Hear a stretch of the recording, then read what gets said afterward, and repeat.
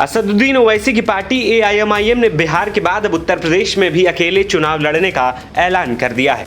Party के प्रवक्ता मोहम्मद फरहान ने ऐलान करते हुए कहा कि AIMIM जल्द ही 25 सीटों पर अपने उम्मीदवार घोषित करेगी।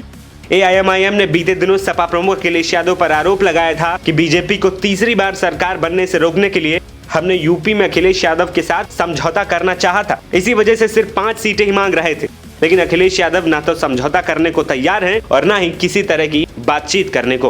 तोरुल इमाम साहब ने 11 सीटों पर चुनाव लड़ने की घोषणा की है। एक सीट पर वो खुद लड़ रहे हैं, दूसरी सीट पे राष्ट्रीय प्रवक्ता आदिल हसन साहब का नाम उन्होंने अभी तक अनाउंस किया है। बाकी 9 सीटों पर वो प्रत्याशी जल्द ही उतारेंगे। सीटों की घोषणा कर दी है उन्होंने, किन सीटों पर लड़ेंगे। इंशाअल्लाह ताला, अल्लाह ने चाहा तो उत्तर प्रदेश में भी बहुत जल्दी हम लोग बिहार के तर्ज पर 25 सीटों पर अनाउंसमेंट करेंगे।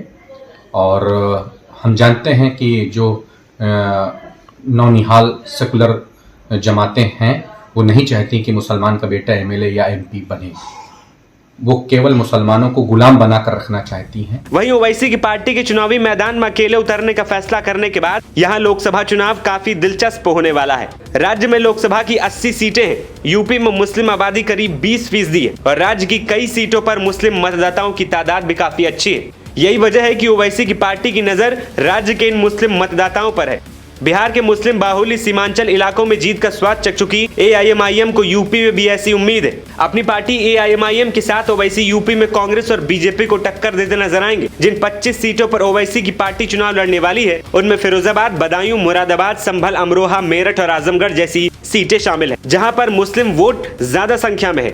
ओवैसी की पार्टी को इन सीटों पर जीत की उम्मीद है। ओवैसी की पार्टी सिर्फ पश्चिम में नहीं बल्कि पूर्वांचल में भी मुस्लिम बाहुल्य इलाके में खासतौर से समाजवादी पार्टी के गढ़ में सेंध लगाने के लिए अपने प्रत्याशी उतारने की तैयारी में। सियासी जानकार मानते हैं कि ओवैसी की पार्टी चुनाव भले न जीत सके लेकिन सियासी खेल तो सपा और कांग्रेस का बिगाड़ ही सकती है। हालांकि पिछले विधानसभा चुनाव में भी ओवैसी ने अपने प्रत्याशी मैदान में उतारे थे। 2022 विधानसभा चुनाव में भी AIMIM ने 100 विधानसभा सीटों पर चुनावी ताल ठोकी थी। ओवैसी ने उन सीटों पर उम्मीदवार उतारे थे जहां मुस्लिम वोटर अहम भूमिका में थे। ओवैसी की पार्टी को भले ही 1% से कम वोट मिला हो लेकिन उसने सपा की कई सीटों पर राह मुश्किल जरूर की, जबकि इसका फायदा बीजेपी को मिला था।